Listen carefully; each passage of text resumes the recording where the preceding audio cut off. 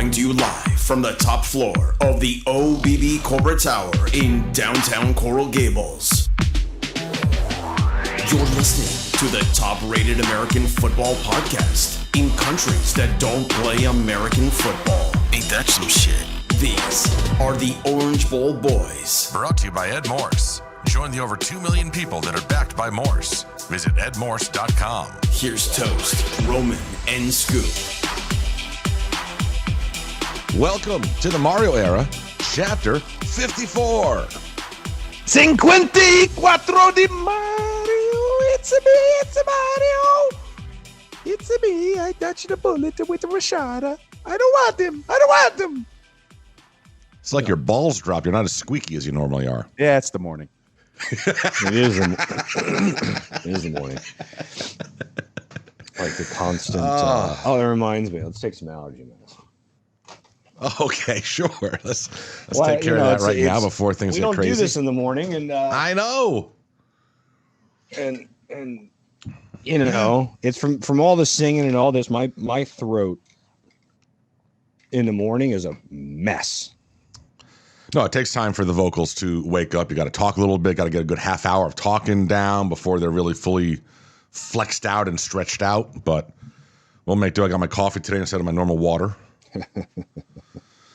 Nothing but the caffeine. What is going on in the world of college football? Holy shit. So plenty of stuff for us to talk about today. All the NIL madness, Jaden Rashada madness, just so much stuff. So I don't know where you guys want to begin. Do you want to get right down to Green Tree right now? Do you want to talk about any life stuff first? I want to petition. This is what I want to petition for. Oh, boy.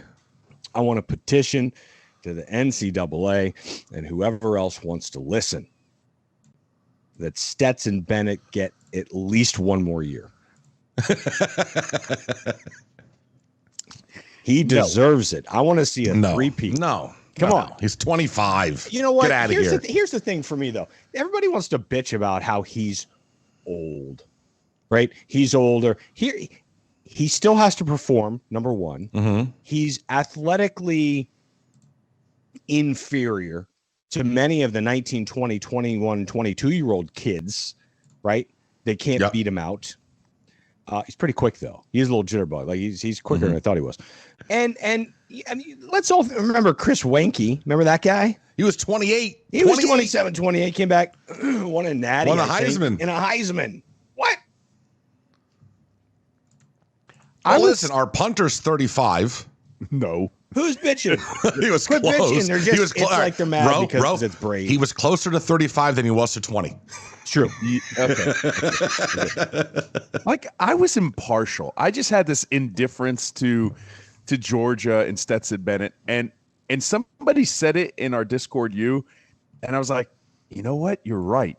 They said Stetson Bennett has probably one of the most punchable faces I've ever seen. And I'm like, yeah, you're right. He did. Yeah. You want to punch him. I don't know why. He comes across as an arrogant ass. He absolutely does. Not hard. You know, he had to have some confidence because obviously look at his diminutive stature. He was never given a chance. So in order to overcome that, you're going to have a healthy ego in yourself and you're going to have extreme confidence. And he exudes it, right? But, dude, I want to punch you in the face. Forget the Stetson. Cocky little kid. And I love it. I mean, 25, he gets a little kid. I think it's great. Right. He's a man. Bring him back. I think it's pretty fascinating that Georgia's the pinnacle now, boys. Like, that is a machine right now. That program is a machine. And I see no reason why they're not going to win 3 in a row. Like, they're a machine right now. Defensively is what I think they've been holding their hat on. Now, Monken's a good offensive coordinator. And look, I've gimmicky versus non-gimmicky. When you have the horses, when you have the offensive line caliber the way Georgia has, you can run whatever the hell you want. They could have won the national championship this year running the triple option. I believe that. Like it was defensively. I think they were the equivalent of LSU in 2019 offensively. I felt like Georgia was that defensively. They had one game, which remember LSU. They had that remarkable offense. They set all the records. But that first game against Texas was a nail-biter. They didn't score a lot of points that first game. So there's always that one game a year you're allowed. They had that with Ohio State, who almost had them. I just think with that kind of defense, it's going to really fall back on that. If they can get the defense back to what they had last year, yeah, there's a good chance that they could do a three-peat. Listen, Kirby was the top assistant under Saban, and then he leaves to go to his alma mater, and that was what, in 2016? So this is what, was this the 6th or 7th season? Yeah. Or whatever for Kirby. And listen, he walked into a situation where the last guy had won 75% of his games over 15 years. So it's not like he was walking into a situation where Georgia had been down. Georgia had been right there. They just needed to take a half step up. And it took Kirby 6 seasons to get them there. Yeah. So when you think about how long it's taken Mario walked into a situation that wasn't even close to what Mark Richt left Kirby Smart. So just, keep that in perspective. And then the 6 recruiting classes that Kirby's had, none of them have been lower than 3. So he's got a couple 1 classes. He was 2 this year. On a down year, he's 3. And remember, he had that very prominent, kind of how like Jimbo Fisher has now, right? They want to constantly do the side-by-side comparison of his tenure early, like they did do with Kevin Sumlin. Well, you couldn't turn on Twitter or any social sphere without seeing that comparison of Mark Richt's first couple seasons versus Kirby Smart's couple seasons, right? It was everywhere. Like, we're paying this much for this. We should, and it almost insinuates we should have just kept with what we had. But obviously getting it right. And now he's Saban-esque too, because he is losing coordinators and he's not really dropping a beat, because that's the penultimate, right? That's what you have to achieve. You can't just achieve that, because as soon as you achieve that, your coordinators are gone. So you got to be able to maintain that. Obviously, Dan Lanning goes out to Oregon, has a pretty good year out there, doesn't miss a beat, not defensively anyways. Stacy Searles. Yeah, there you go. Won a national championship. I could have coached that offensive line. I'm just saying. I saw that and I was like, man, ain't that something? Yeah. I wonder if Stacy Searles calls it a program. He looks like he does too. Yeah, it's just program. Did you see you saw the Pollock thing sitting next to Saban? Yeah, well, he wasn't wrong. No, he wasn't wrong, but it was great. It was. That was fun to see. How much fun did Saban have sitting next to what's his name? He didn't know. He had no. He didn't know what the hell was going on with McAfee. He had no idea. He's like, you can say this stuff. Like, he had no idea. He was so confused by that human. Yeah. It was awesome. Saban he was legitimately confused by this guy. He was losing it. Didn't even know that species existed. Yeah. It was great shit. Yeah. Listen, you had to have some entertainment. The game was it was over. It was over 10 minutes in. Did you see the all right, I got stats for you. Hang on a second. So the viewership, all right, of the national championship game. 8 p.m., 20 million are watching. It peaked at 8:45 with 22 million. By 10:45, you're down to 10 million. Yeah. By 10 o'clock, you're at 14 million. Like, it just fell off a cliff. Oh, of course. We had the opportunity not to have practice because it was a national championship game. The little boys had practice. And they're like, oh, we should cancel practice. I'm like, dude, that game's going to be over within like 4 minutes of it starting. I said, no, just keep practice. That game's going to be, oh, man, did we call that? No, I didn't call that. No one called that, right? I was expecting like a 45-17. I didn't expect a prolific offensive output from TCU, to be honest, because I just saw what Georgia did to Tennessee earlier in the year at our tailgate, which was still the highlight of our year last year.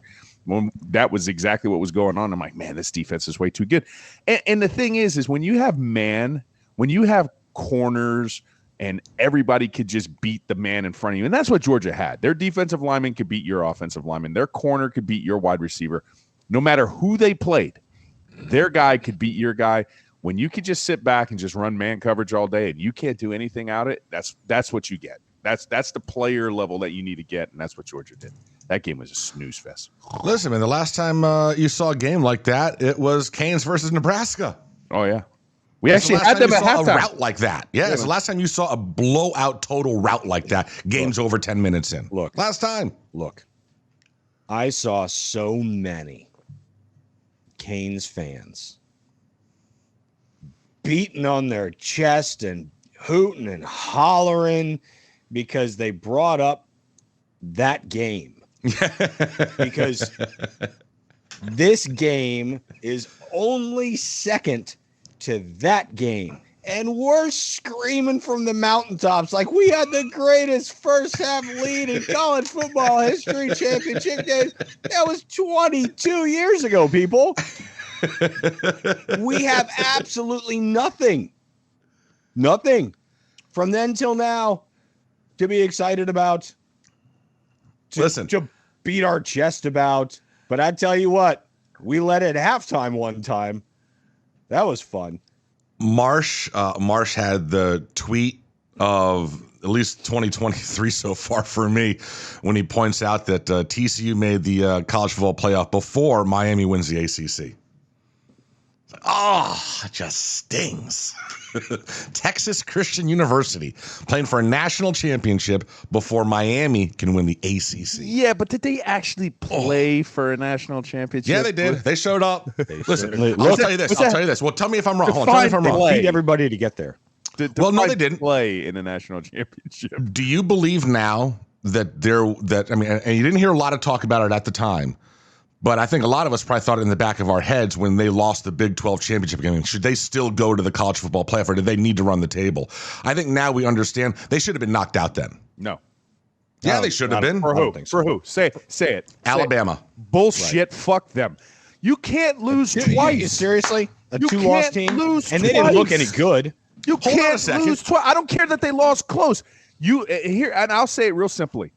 You cannot reward them based on their history and erase somebody's possible future. TCU has the opportunity to build a future because they made it to the championship game, which never would happen because Nick Saban lost twice and he's got a good history. Fuck your history, Nick. I don't care. Quit your bitching, right? This is the one time when I want you to shut up. You're the greatest coach in your generation. Don't lose twice. Don't lose twice. Miami can never be afforded this right. Ever. Miami would never be afforded it. I don't want you to have it. It's bullshit. No.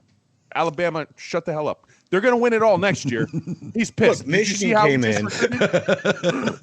He has like 9 5-stars. Like, he's like, yeah, you want to see this, Pat McAfee? He knows your name now. He goes, watch what I'm going to do. Oh, Pollock, you want to go ahead and challenge me? That's the last person you want to challenge, man. You don't talk on Nick Saban's cape. I just didn't think he deserved it this year.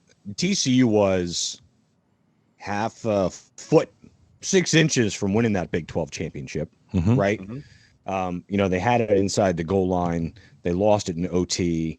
I mean, no. Like, they deserve to be there. And then they proved they deserve to be there by beating Michigan's ass. Who was undefeated? Undefeated going into that, right? Who stomped on Ohio State, who made it into the playoffs, by the way. So, no, they deserve to be there. They were just outmanned. And they couldn't get creative enough, it seemed. They had no chance. I mean, Bro already told you. It was man on man. They had no chance. Does that play into future selections? Yes. Does the committee look at it and be like, listen, bro, they had a great season, but they lost their last game in the Big 12 championship game. And the last time this happened, the team lost the national title game by 55. And next year, if that something like that happens, it will absolutely come into play. Yes. Okay. Yeah. All right. And you can blame TCU for that one. But again, you had the opportunity. You would have erased TCU's future. They have something that they can build their program. Now I don't want to go all, history here, but now you see how impressive it was for Miami being a small private school like TCU, but to be able to sustain it and to continue it, right? I don't know if TCU is going to be able to sustain anything or continue anything, but when you see what Miami was able to accomplish out of a small private institution, you see what it is. And Mario and Toast, you alluded to it. Give him time, because if he can continue to recruit the way he does and recruit at that Georgia level, at least it's going to give us a shot. Gary Patterson had a brilliant career at TCU. Think about it. 10 wins, 11 wins, 10 wins. I mean, a lot of 10-win seasons, like a fantastic career. He goes 5-7. They fire him. He still owns a house that apparently sits right on top of the hill that overlooks the stadium. He still lives there. And they hire Sonny Dykes and they go to the national championship. I mean, it's just man, right? I mean, Patterson's on the staff but he's at Texas now. He's I on understand. Sarkisian's I understand, staff. but he still lives. No, yeah, I gotcha. He still overlooks the stadium. That's still his program. Mm-hmm. I mean, he built that program, and he's a damn good coach. And he had that team really, really pumping on a number of years.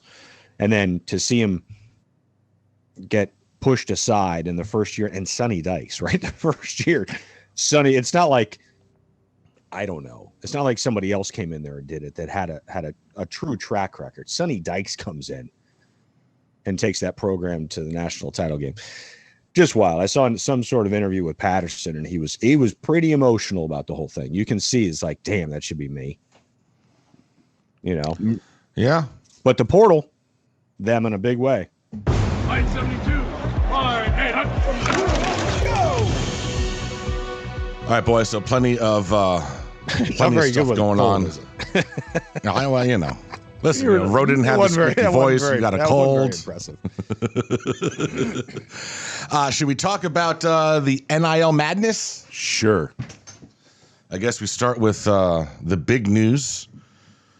And I don't know, there's so many different angles to take on this one, but for those of you unaware, Jaden Rashada is, rumor has it he's asked for his letter of intent release from the University of Florida because apparently the NIL promise they made to him, I guess they came woefully short of fulfilling. That's the Is that pretty much where we're at? Yeah, and that's the one that we're going to hold on to because we're Miami Hurricanes fans, and that looks worse for Florida, so that's exactly what we'll do. I mean, that's the rumor is that they promised him. Now, there's a lot of pushback on this. There's a lot from the Rashada camp saying that he never asked for the release.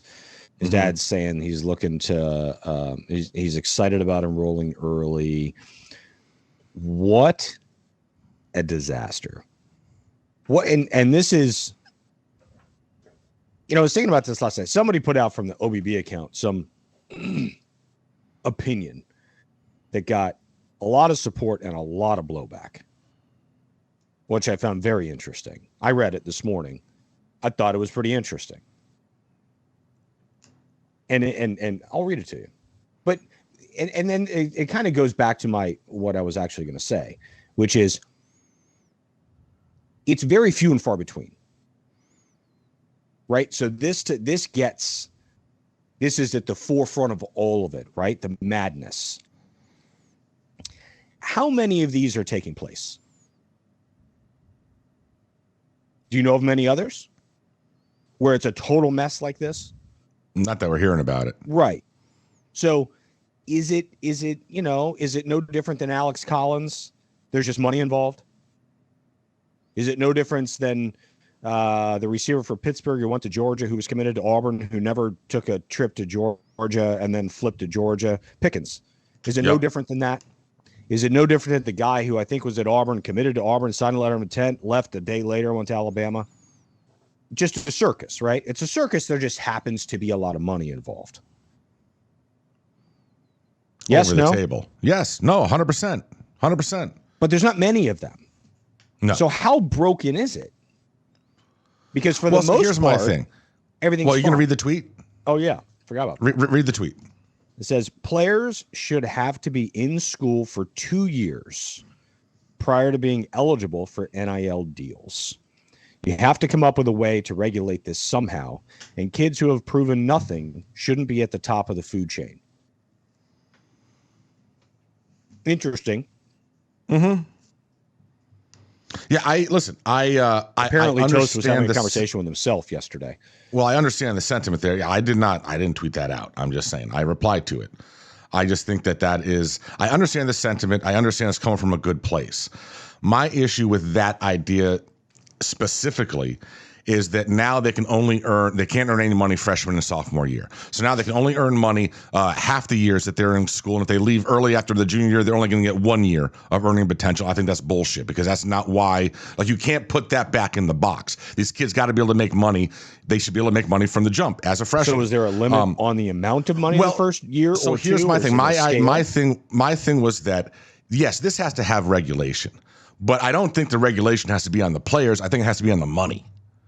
And the other issue is, and I don't see this changing at all because The NCAA can't do anything about this. The only way this changes, in my opinion, and from listening to people that are certainly smarter than me over the last 6 months or whatever on Twitter and other places, is that this doesn't change until all of these Power 5 schools break away from the NCAA and are their own boss and can have their own collective bargaining, and the players are going to have to unionize.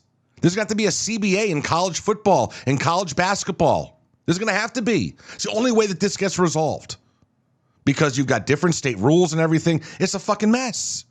But you can't put it back in the bottle, and you got to let these kids make their money, man. You have to. You can't go back.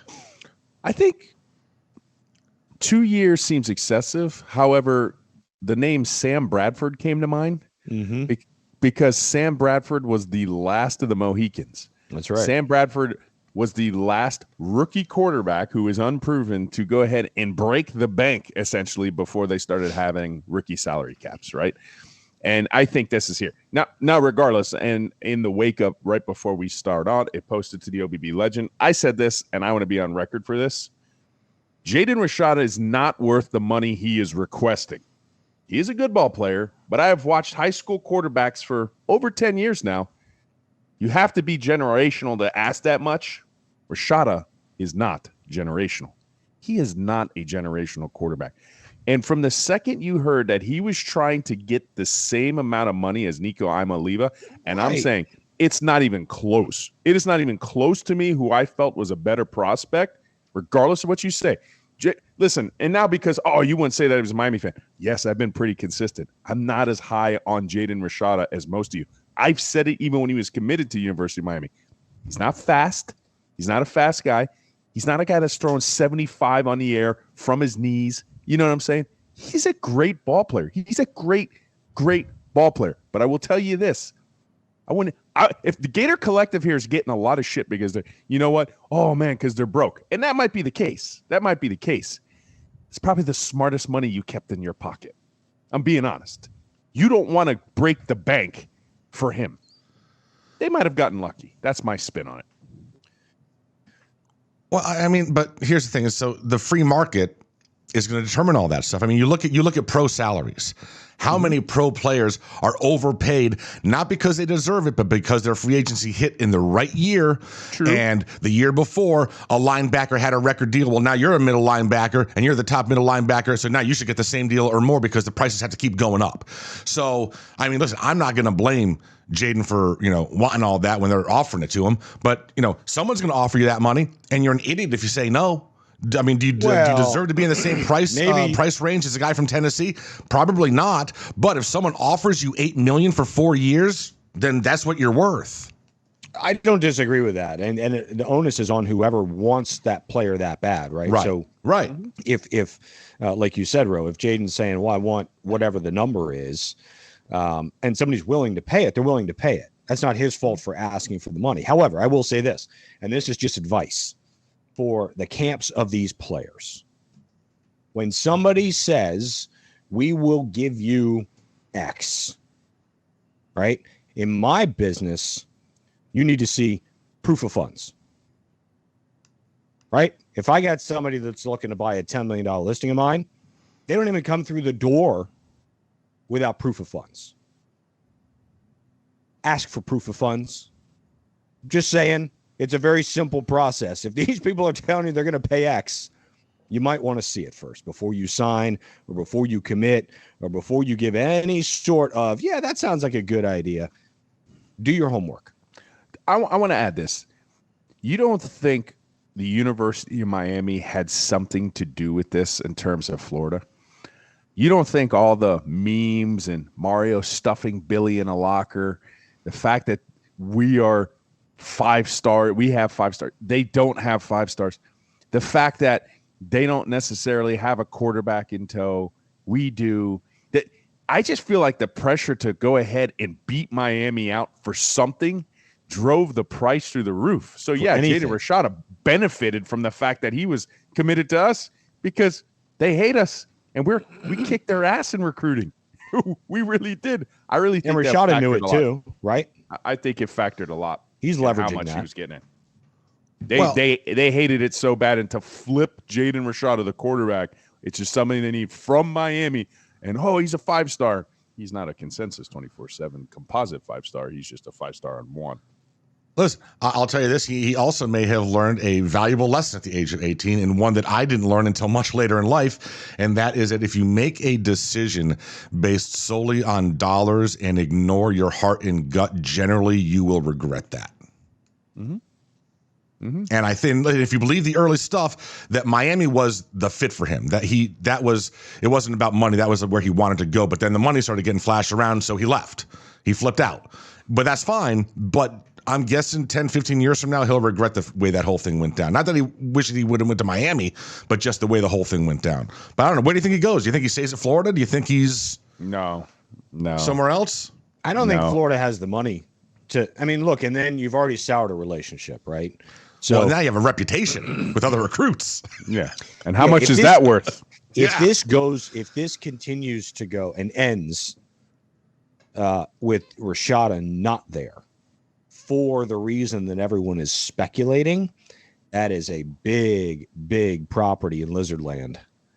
Big problem up there, right? Mm-hmm. I mean, that's going to taint, and because nobody's going to believe any sort of big profile player that's going to request or demand in the market big money, unless you see proof of funds, they'll never get that player. Because nobody's ever going to believe that it's possible now.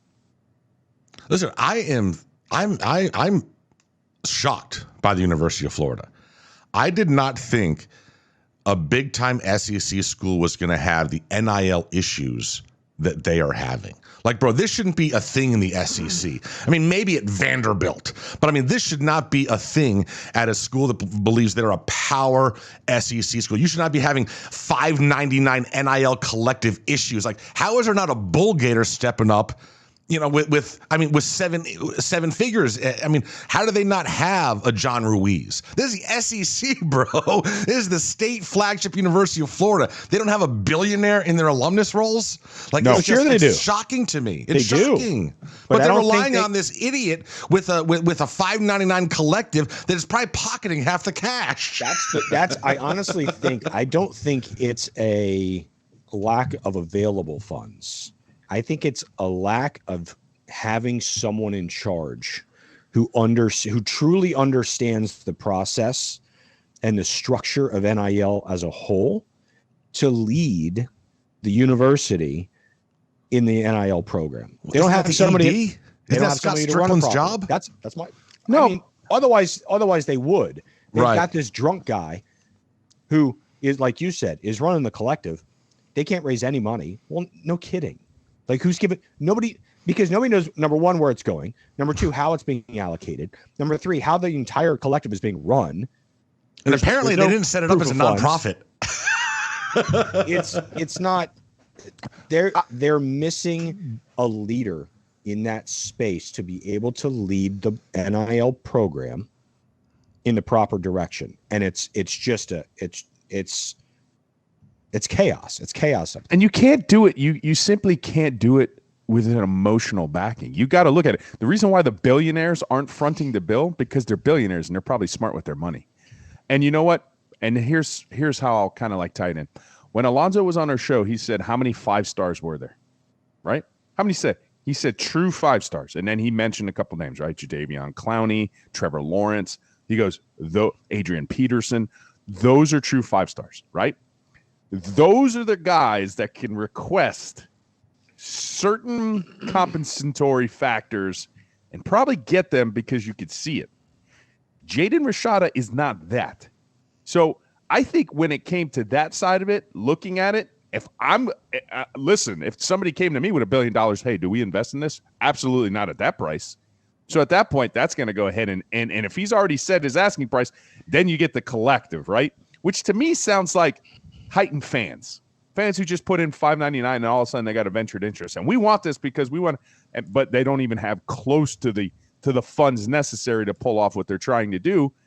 So I just feel like, hey, again, if it came down to it because they just didn't want to pony up the cash because they didn't think he was worth it, I actually will applaud that. I think that's a smart move. He's not. But you do you, Gators. But it looks funny. And we're Miami Hurricane fans, and we're going to point it out at you because you look broke, and it's funny to say you look broke.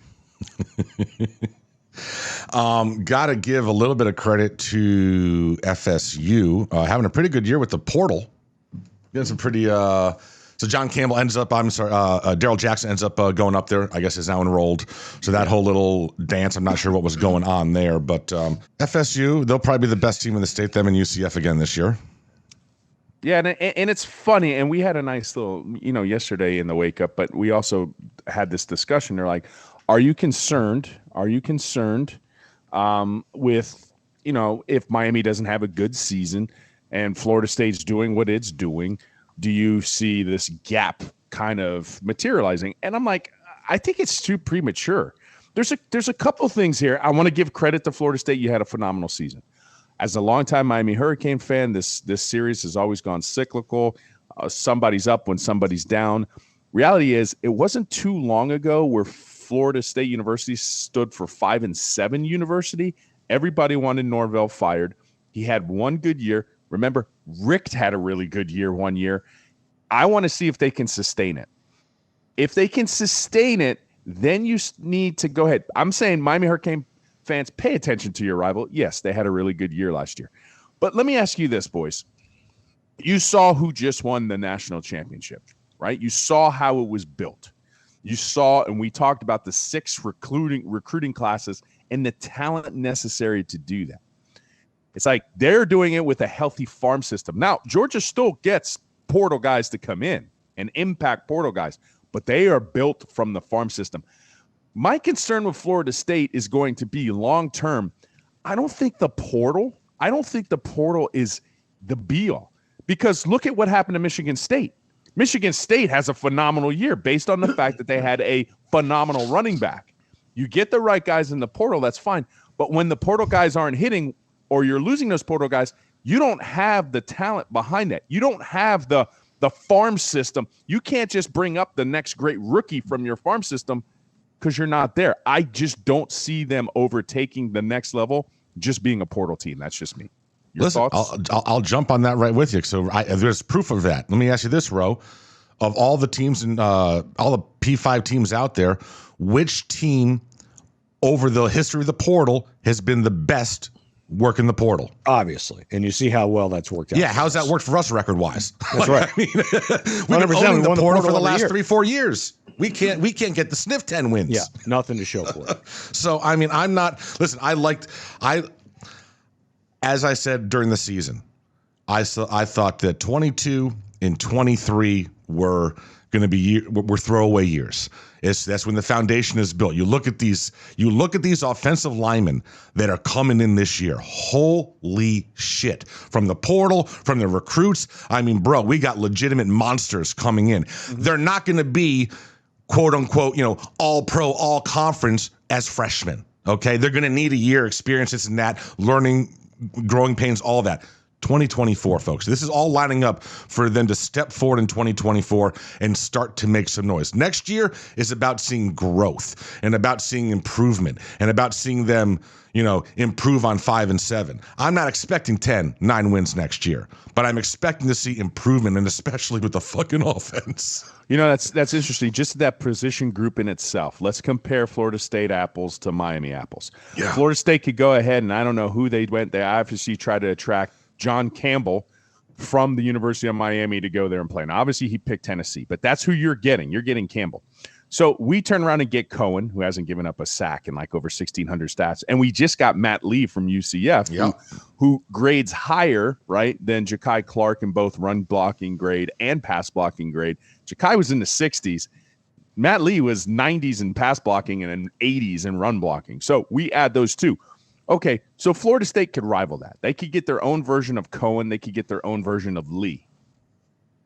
But do you have your Sampson? And do you have your Francis Mauigoa? Did you bring in 2 5-star that were billed, by the composite experts to be first-round offensive line talent down the road? No, you did not. So I want to see the sustainability first. Yes, you deserve to be the number 1 team in the state next year based off the backs of what you did last year. But the reality is It's not an easy road just being a portal team. And Toe said it best. And Scoop, take it from a Miami fan. It doesn't work that way. Sticking to the offensive line, let me ask you a question. Who is your starting left tackle? Zion, if healthy. Yeah, if healthy, it's Zion. So Zion's staying. So think about that. If Zion is healthy, big if, I don't know, he hasn't played in a year and a half. If Zion is healthy, that's a supposed first-round talent. Moving left to right, then you have Cohen. Then you have Lee. Yep. Then, to be honest with you, I'd love to see Ja'Kai Clark move over to guard on the right side. All right. I still think Rivers is pretty good at guard. Rivers is good. And then you have many options for right tackle. Many. We got the two freshmen battling it out for that one. You've got, Lola and here. Mawagoa. So that goes back to depth, right? That goes back to, if you don't have to start Sampson at left tackle like you did Zion Nelson, and John Campbell, Florida 5 years ago. If you don't have to do that, and maybe you can push him out to the right side, maybe he doesn't play at all, then you're starting to see the depth. And Mario's done the same thing to the opposite side of the ball too. The defensive line, the defensive front is loaded, like really, really. Well, deep just got the kid from Purdue. Correct. So, and the kids you brought in, back to Rose Point, the kids you brought in, not just the portal guys, but the kids you brought in here, right? You got Hurricane Bane coming in. You've got a number of really high level high school kids. And think about we didn't see a lot of Cyrus last year. You're going to see a lot more of him this year. There were Nisley Kelly, right? You saw Kelly, exactly. He's going to play. Exactly. He's a super special talent. So, look, I think, and we've said it before, you've got to give Mario at least a few classes. You've got to let him build what he wants to build. Now, my question was, and I did tweet this one. I don't know who tweeted this nonsense yesterday. I was curious if any of those offensive linemen that aren't necessarily playing offensive line can catch. Because we're having a bit of a problem, bit of an issue. The USC wide receivers coming to town this weekend. There's been a number of wide receivers that have come to town. Yeah. Gary Bryant Jr. is coming in. He missed a lot of last year because he had a hamstring injury, so he was out majority of the season. Only had 2 catches. But you go back the year before that, kid's electric, dude. The kid's electric. Now that would make things much better instantly, right? Because I keep saying this. We didn't land Charleston Rambo until January 17th, right? So, oh my goodness, we didn't land Charleston Rambo from Oklahoma until January 17th. We got a little bit of time, right? And Charleston Rambo changed the face of our offense. We need that guy at the wide receiver position. It's just terrible right now because we got a lame duck wide receiver coach. So. Well, and there's the other thing. I mean, listen, watching Discord you just on a daily basis at one point have a meltdown because he still has a job is honestly, it's amusing to me. It's very entertaining. I don't think he's going anywhere, guys. I know you keep saying it. I still think he's not going to be here. Really? He's been, I don't know. And I don't know. I really don't. He's been publicly, I would say, non-existent, a ghost. Yeah. Like nowhere to be found. So I don't know. I simply have a hunch, but we'll put the tea leaves out there. We'll put the tea leaves, and this is Conversations in Discord. And if you haven't join us, and you could get privy to this much, much sooner. Not in that picture with Matt Lee, right? Almost like the whole offensive staff's there. Josh Gaddis is there. Oh, he could be out in a conference right now. What do you do when you go to a conference? When you go to a coach's conference, you look for other jobs. Okay, that's fine. There was question. That's fact. That's why you go to them. Otherwise, you don't have to go. He's not lying. So you have that. There was this potential of a buyout. He obviously is going to have a buyout, all right, if he was let go, if he's his buyout. But the money there seems to be okay now. So if you have all this, he just turned around and had like a mass jettisoning of the whole Miami Hurricane fan base that he didn't like. So then we've seen that before. So you add it all together. He's non-existent. He's not here. Rumors of a buyout, all taken care of. Why would you look to get a buyout secured And then it comes back to, then why aren't you pulling the trigger now? Because I think that's where we're, as fans, are getting the most upset about, is because of the wide receiver issue, right? Yeah. You should have fired him, because we could have gotten this, because people, and from our insider, she does one hell of a job. She's talked to some of the recruits, and they're like, I don't even know who my wide receiver coach is going to be. But I don't want to commit to school, which makes sense. Yeah, touching on that, let me ask you this. I want to read the tweet, but it'll take me too long to find it. You can't, if, big one, big bold letters, if a change is going to be made, it simply cannot be missed again. Can't miss it again. Missed it the first time, cannot miss it again. And in doing so, in assuring to the best of your ability that hire isn't missed again, you can sacrifice missing on a few wide receivers in the portal. You can sacrifice missing on anyone in the portal, really. They haven't missed on offensive linemen, but you can sacrifice on missing some kids for the sake of getting a hire right. Yes or no? Oh, I don't disagree. No, I don't disagree. I mean, it's more important that moving on from Josh Gaddis, which I still assume is going to be the case, when you move on from Josh Gaddis, you have to get somebody who, now, in what's fortuitous for them, the bar's not very high here. It was 19 points a game against Power 5 competition, right? It's not high, but you need to score 35 points a game for Miami to have a very successful season. 40 points, now you're cooking. That should be the goal. This is Miami. You've improved your offensive line. You need some more talent in a couple other places. We believe in TVD. You should be able to come in here and do well. But Scoop's right. You can't.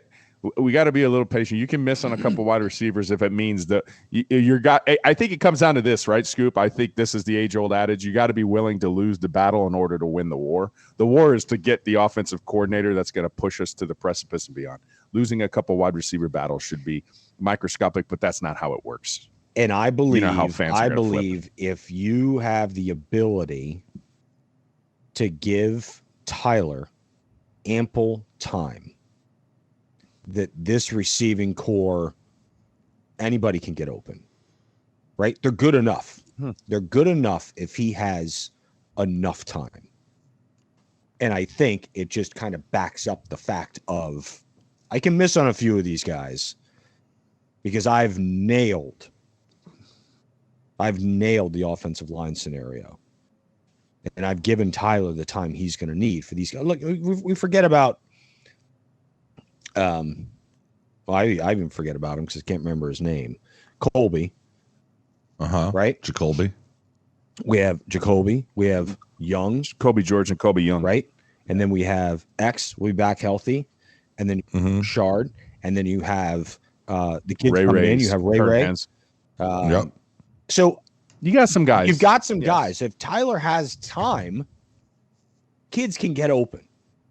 Now, I don't know if that's going to be schemed open. That's for sure. That's the thing that I wanted to touch upon. Just the scheme, just real quick. It was like, I think that's got to be a prerequisite for us moving forward. Because remember with Mark Rick, we're like, they're running free. It was just like after the fact. Like, I just didn't feel like we saw a lot of guys running free last year, right? Running open. They weren't schemed open. And I think the prolific offenses in the country, they do a good job week to week doing that. And it really is like such a catalyst. I didn't see that enough last year from Josh Gaddis, where it's like, oh, wow, he really schemed that open. And I think whoever we get moving forward, that's got to be part of it, right? Better in the red zone, and you got to be able to scheme some people open from here and there. Well, and you guys are reading the tea leaves here, and you guys both seem to think that a change is going to be made. So then that means, so it's got to happen at some point, before signing day or after signing day? But where do you think, obviously, if this is going to happen, then Mario's already got a short list in his head. Yes. And in your opinion, do the majority of those short list candidates, are they in college or pro right now? I think they're all. I think they're probably both. I would say. Oh, really? Okay. I mean, all right. You mean to tell me after what they went through last year, those quarterbacks, that they are being told Josh Gaddis is staying? I mean, listen, the fact that TVD said he was coming back for me was the biggest surprise, because part of me was I was over 50% thought that he was going to go to SMU. I thought Notre Dame. Dame. So I thought that would have been a good fit for him. Let me ask you a question. The leprechaun has red hair too. Yeah, it's true. What if by shoring up the offensive line, because Tyler got his ass beat last year. Anyone back there got their ass beat last year, right? That wasn't a very good offensive line. They got hurt, and then it was just, and then kids are playing who shouldn't be playing, right? Let's be real. What if solidifying that offensive line is enough to make these quarterbacks happy, and Josh Gaddis is still here? No, I'm just saying. What if they don't mind that Josh Gaddis comes back? Go ahead, Toast. Well, so listen, and this is why I kind of think I'm kind of in the camp where I think he is going to come back. But I look at this line now for this year, and granted, it's going to be young, but it's got a couple of older transfer pieces in Lee and Cone. But then the running backs, Trevante Citizen and Don Channing Jr., I think are huge keys to this, because these are different types of run. We saw Citizen come in last year. He was a man. He looked like a man among boys in that position room, and then he got hurt, didn't play the whole season. But I think between an improved running game with two big-ass, bruising-ass backs, I think it's going to change the entire complexion of the offense. Both are coming off devastating injuries, so you got to understand there's got to be some patience there too. Obviously, the American heritage. You got the. You do have Fletcher. You have Fletcher coming in. So you still have Parrish. Yes, Parrish. And Parrish ran super, super effective initially. And you got the other kid, the transfer that we brought in. Was it Luscious? Yeah, Lucius Stanley, but no, he was a one and done. He shouldn't be. That's the point.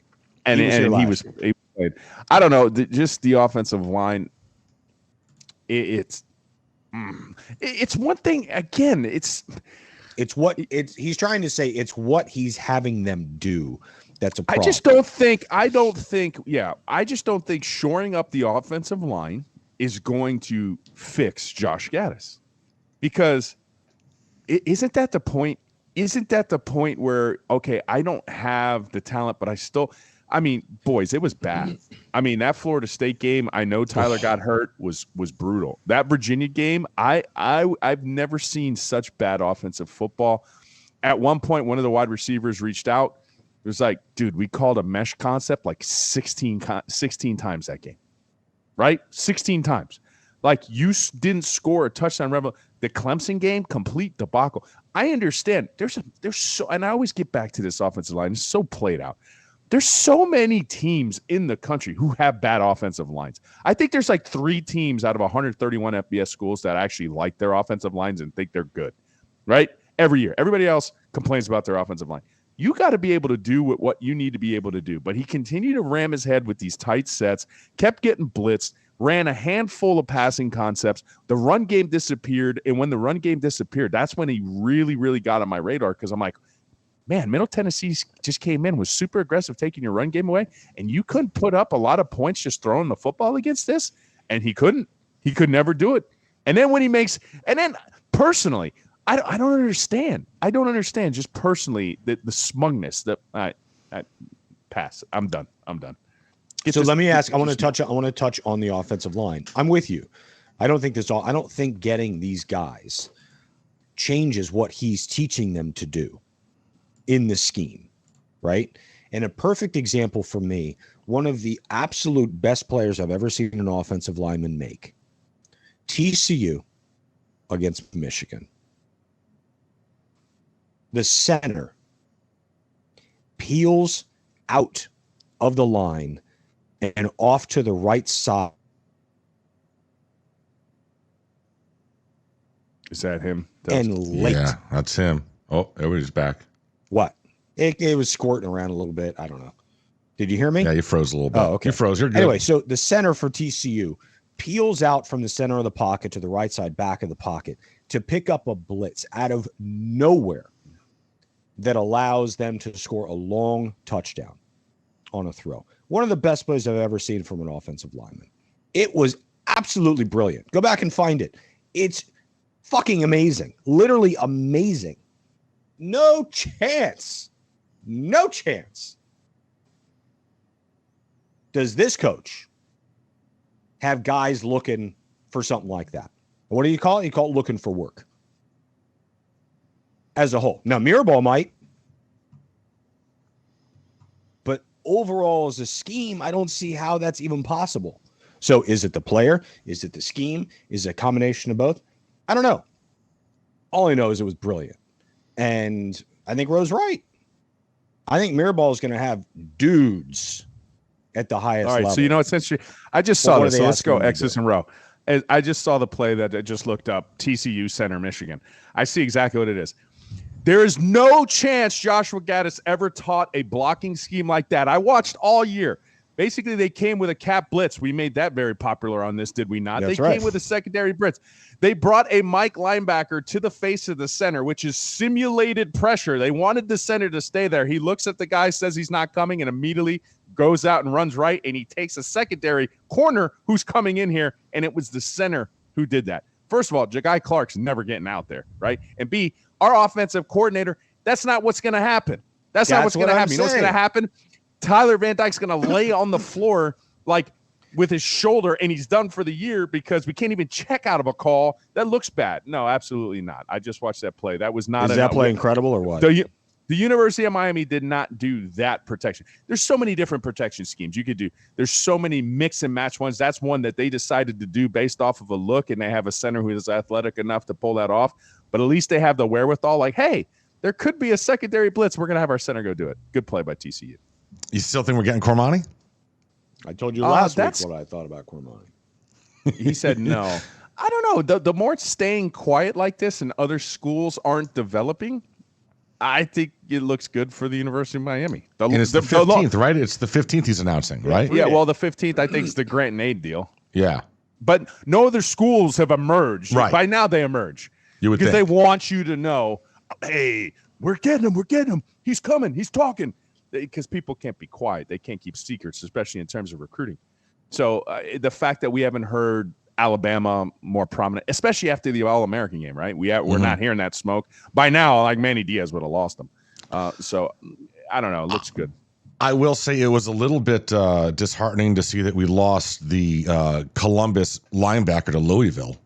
But we still got a whole year to flip them. To flip them. That could be the new Miami commitment, right? Just like in the past when you committed to Miami, it was just a way to get your, next offer. I just don't like the fact that I didn't like the fact that he for money. Right. I just don't like the fact that he's going to, one of our new built-in rivals. Yeah. They're leveraging it for a better deal. That's how this will all play out now. Free market, baby. They're going to commit elsewhere. I 100% agree with you. They're going to commit elsewhere because ultimately they know they'd really like to be at Miami, but they got to drive the price up. Right. 100%. He's, top linebacker in the country. You guys all got to realize all these kids, they all have NIL advisors who are actually professional sports agents.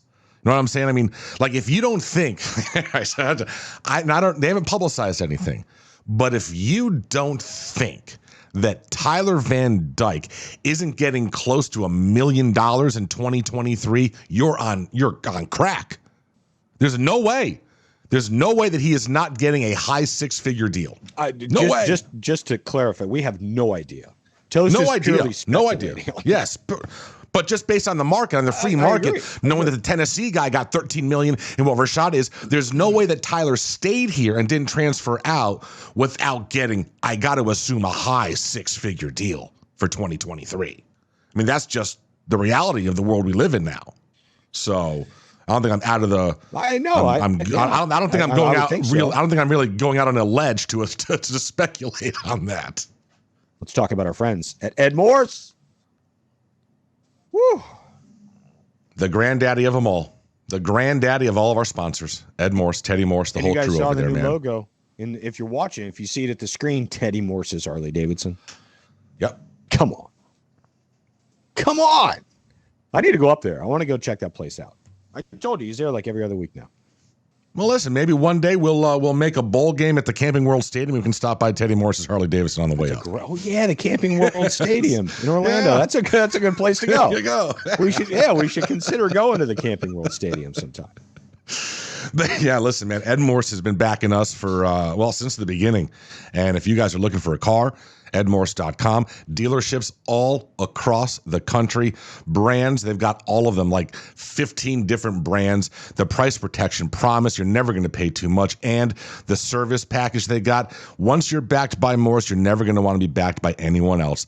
Go to edmorse.com or one of their dealerships and make sure you let them know the Orange Bowl boys sent you. So, the Dolphins made the playoffs. And Caneswear has a Dolphins playoff sale. All apparel, all teams, 25% off. All you got to do is use the promo code MDP25. That's way too complicated. Brett, listen, if you need a promo code, it's OBB. It just rolls off the tongue. You don't need this MDP25. Some exceptions do apply. Does not include the Panthers retro reverse items. And the sale ends January 15th. So at the same time, Cormani McLean is signing his grant and aid deal. It's a great day on the 15th. Just make sure that you get your purchase in prior to that. I'm staring at this Miami Flow Grown U.S. Camo Flag Fleece hoodie. The thing is wonderful. I'll need two because if I get two, I go over $99, and it's the fastest shipping in the West. Caneswear, 2511 South University Drive in Davie, Florida. They'll hook you up. We got a very cool message that was sent out to us on Twitter this week. Yeah. So, the best way to support the University of Miami and their NIL program is to go ahead and get Life Wallet installed on your phone and get yourself all set up so that all your medical records are there. So one of our listeners only learned about Life Wallet, Jason, the one who likes to critique Roe on his Spanish pronunciation, and rightfully so. That's my name. Let us know that he found out about LifeWallet because he listens to the pod. And I guess over the last 10 days, he got his parents all set up with LifeWallet, and his dad had a medical emergency, and he attributed LifeWallet and the fact that all of his records were there for the emergency personnel to see saved his life. Cool.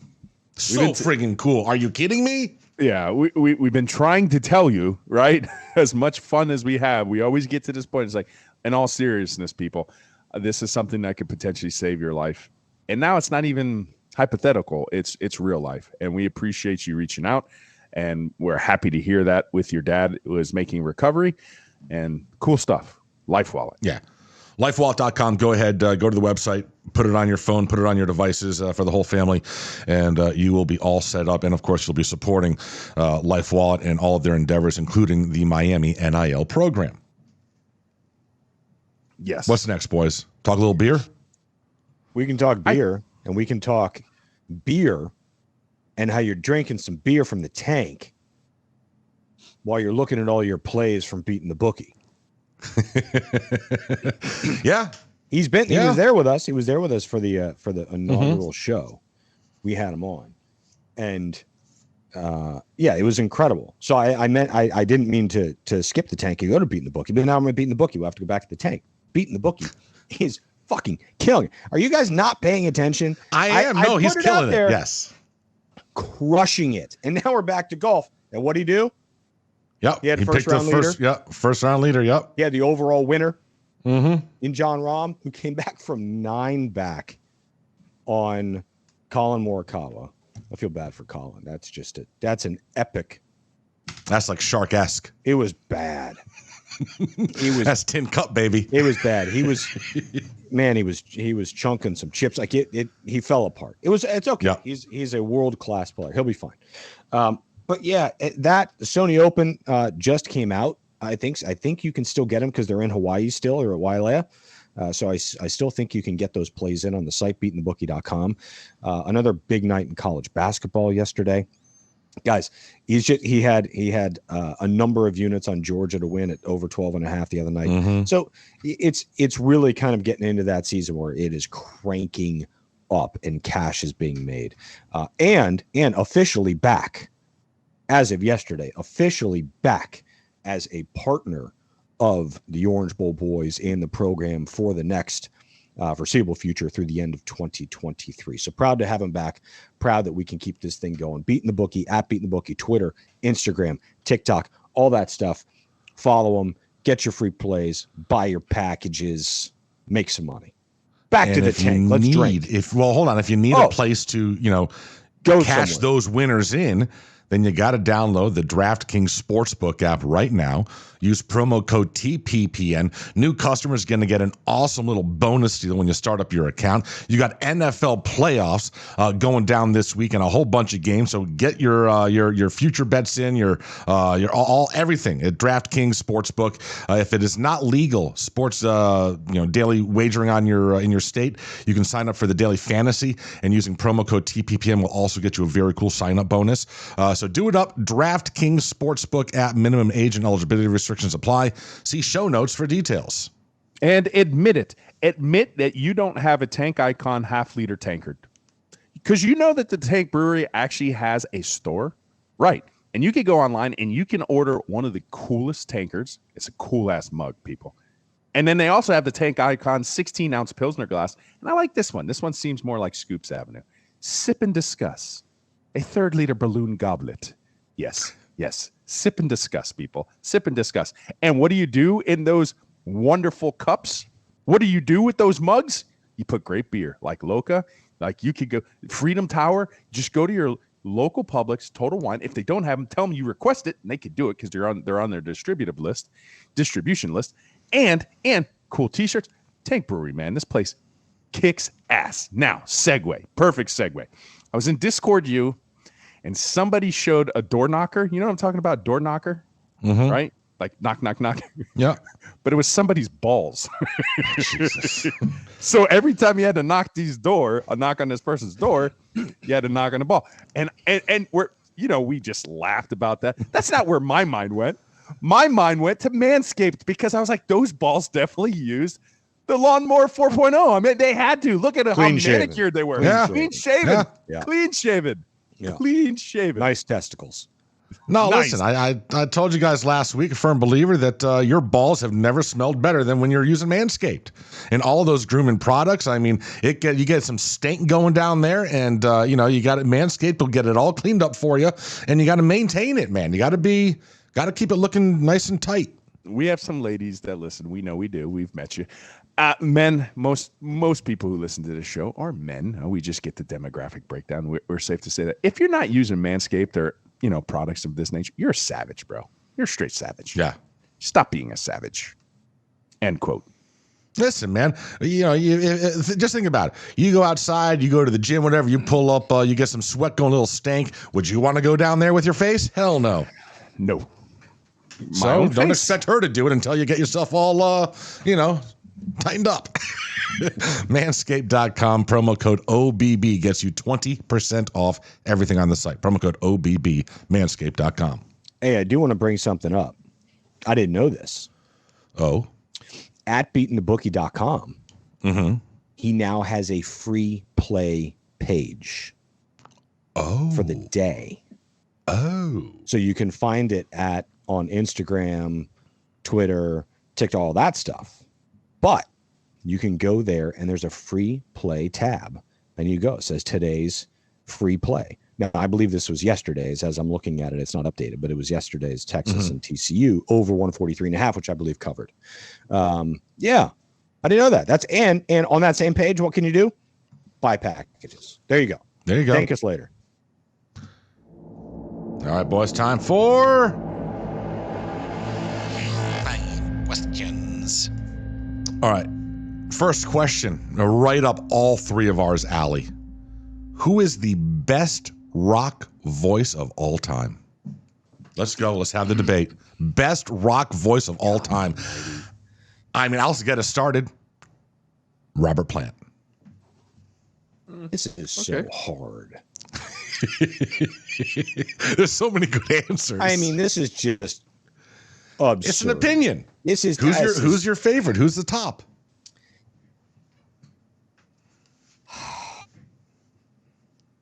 It's just so era based for me. It really is.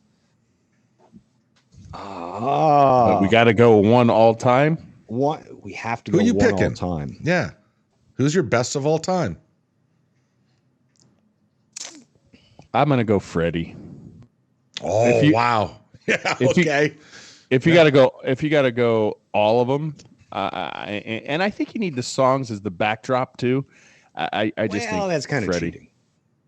No, it's not cheating. It's my kind of pick. cheating. Oh man, I would say, and as bad as I want to say, oh man, as bad as I want to say, who's Journey singer? Steve. Yeah, Steve Perry. Steve Perry. As bad as I want to say Steve Perry, because that really kind of lends to the songs too, right? Because he's epic, right? I mean, that is. Yep. You're talking about a band and the song. I would have to go Brad Delp, which was Boston's singer. Yep. It's so hard. That's so It's the hard. first concert I ever saw without my parents. Boston third stage tour at the Hartford Civic Center. He is Were they from Boston? beyond. Yeah. First time I smelled weed. Yeah. And it changed your life forever. Changed his life forever. We couldn't get away from it. All right. Those are good answers. All right. Next question. What are we currently in the golden age of? Oh, God, I'm not even going here. Not that it's a good thing, not that it's a bad thing, because it's a neutral thing, because sometimes it could be very, very good. Sometimes it can be very bad. But I think we are in the golden age of social media. So I was going to say, I think we're in the golden age of streamers. Okay. Content producers that stream. Yeah. That's a good one. Yeah. Scoop's got nothing. Nah, well, I do, but I'm going to change. What do you got? No, I can't say that. I'm going to say. He was about to say, let's talk about Hillary Clinton. No, I wasn't. But it's just not. I can't. So Okay. I'm gonna stay in the rock category. We're in the golden age of shit music. Yeah. Just garbage. Yeah. Utter trash. We talked Okay. about this in the last show. I don't know how we've gotten back to this, but Says every generation about the generation's music. Right. ahead of it, Exactly. you know? Yeah. not true. I will say You've this. heard it, I but will it's say this. not true. It is different, and I'm not my dad right now. It's different. Today's music is shit. It's manufactured garbage. I will say this. I thoroughly enjoyed the Woodstock 1999. That I just happened to see clips. you We watched just put it? it on at work, and like the whole Limp Bizkit like set. I watched when it. I watched it. When they tried to tell him to calm down, and he's like, "Yeah, that's you guys just watched Alanis Moore's set, Birkenstock Rock, y'all." And then the very next song that they played was like, "I'm just gonna break somebody's face tonight. Just give me something to break." That was the next song. After they were told to calm down, it was complete pandemonium. But I enjoyed it. Crow. I enjoyed it. I thoroughly enjoyed it. They and then it thought was to like, themselves, "Oh my god!" Right? I watched it. It was Yeah. incredible. They were like, "This is not good." Wes Borland with his like completely Wes. painted face. Yep. I love Yeah. Wes. Yeah. It just wasn't the same when he wasn't there. Yeah, it was Cheryl. No. It was Cheryl Crow. No, he said Alanis Morissette came No, it on was before Cheryl him. Crow went on before them, Oh, and then oh. and everyone was telling her to take her top off. Oh, nice. And she was like, she cut her set short. She's like, "I gotta get out of here."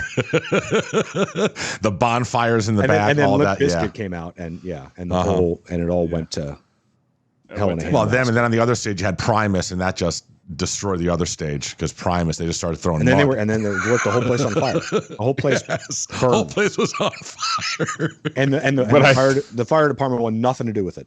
No, Wouldn't even show up. nothing. Like fuck that. All right, crazy. Next question: what only exists because humans are stupid? Oh wow, I don't think I've ever done this before. But my answer for my last question is the answer for this one: social media. Okay, I would say that warning labels on Tide Pods.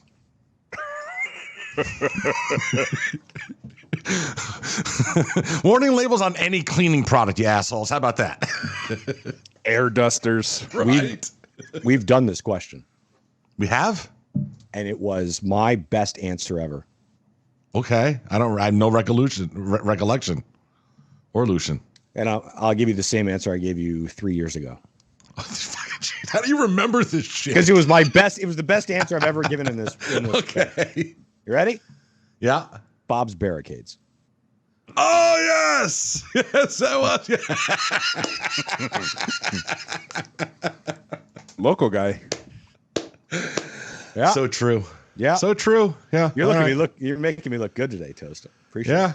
Doing my best, baby. Doing my best. All right. Here's a good one for you. We'll have to reach back to when we were single men. What is a red flag in a woman you should dodge? Oh, I know this one too. This is great. I'm having a great day today. I told you mornings are better for me. Yep. I think better in the mornings. A dirty vehicle. Oh, yeah. Stay way clear, boys. Dirty cars. No bueno. Yeah. Ro? There's so many red flags. Yeah, there are. It's like, dude, You have to stay in the okay lane. I will say mine is when nothing is ever their fault. Oh, it's a good one. When nothing is ever their fault, fuck that, run away. That's a. But you have to like thing, be too. involved with somebody for that. Yes, That's you got not it. Yeah, like, that's not a first date thing. right. Yeah. Right. That's a Yeah. learned. Yes. So the question is first date. Yeah, because a learned thing, people who constantly bring up your past. Oh my goodness, that is so annoying. That is just like, can we just let this go? You know, there's just no reason for this. But like on a first date, something that is like just a bad sign that you should probably run the other way. I don't know if she starts talking about politics. It's a good one. On her first date, like no thanks. Especially because if she's no thanks. Now that's something you got to discuss, you know, later on down the road. But if you're going all in and giving political views right off the bat, no thanks. All right, last one. Oh, I don't know which one to ask here. We can have a bonus. All right. It might be bonus day. What's the best? I don't know if I think maybe we may have done this one. What's the best leftover food? We may have, think but we I have no idea. It's pizza. Yeah,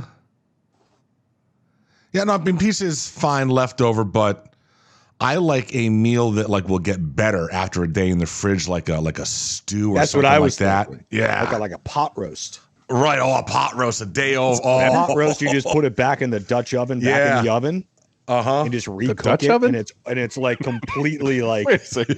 The Dutch oven? I only know one. Dutch oven to me is one thing and one thing only. Yeah. Is this a real thing? Is it I know real? the Dutch oven. it's like it's a pot. That's called the It's a Dutch pot. oven? You put yeah.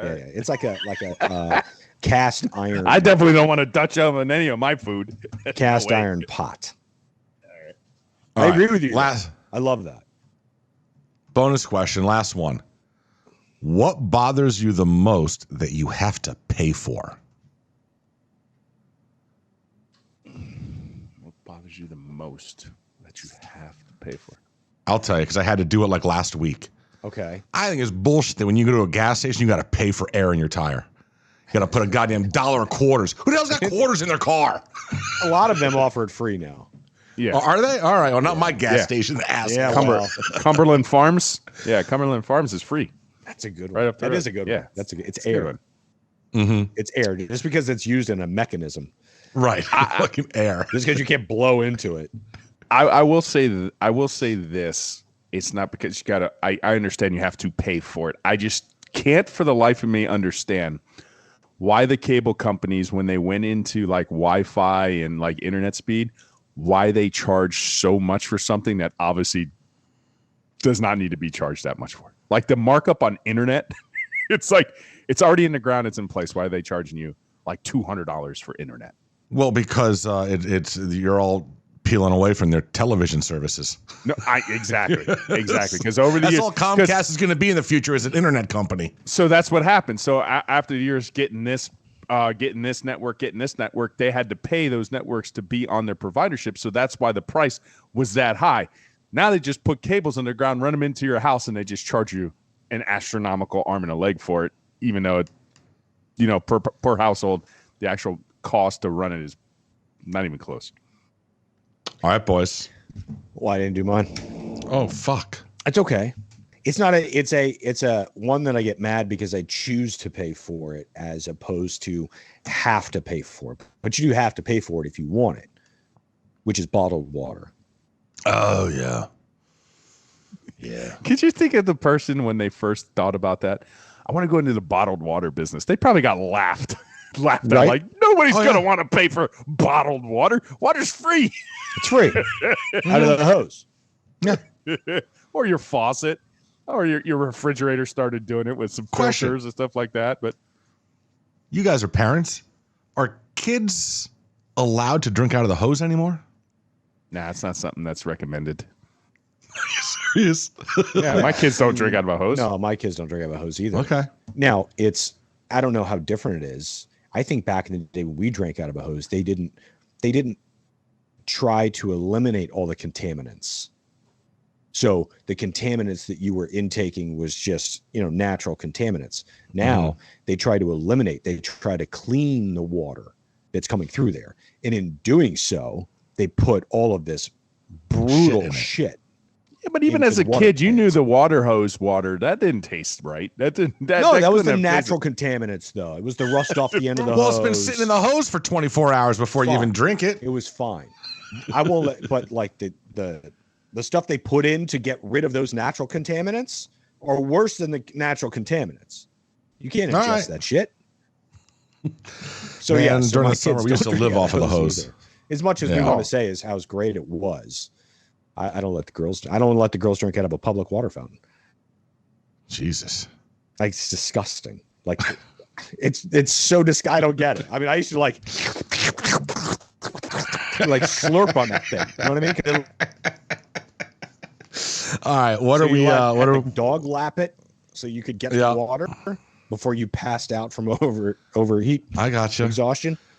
Well, this is when you're in school and they had the water fountain in the hallway, but it barely came out, and so you'd have that That's what one I'm saying. It like barely Yeah. came over the thing. the one student that would suck it like a straw. Yeah. You're next. No, I'm good, bro. Thank you. All right. What are we naming this thing? It's been hard to name episodes the last couple Yes. weeks.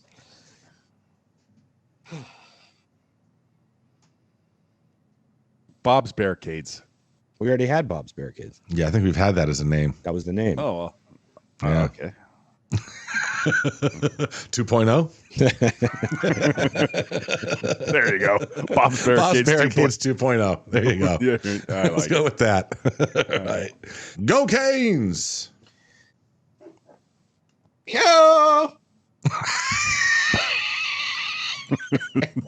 The fuck was that? It's not there, man. It's not there. Bang. That's another episode in the books. The Orange Bowl Boys are brought to you by Ed Morse Automotive Group. Visit edmorse.com.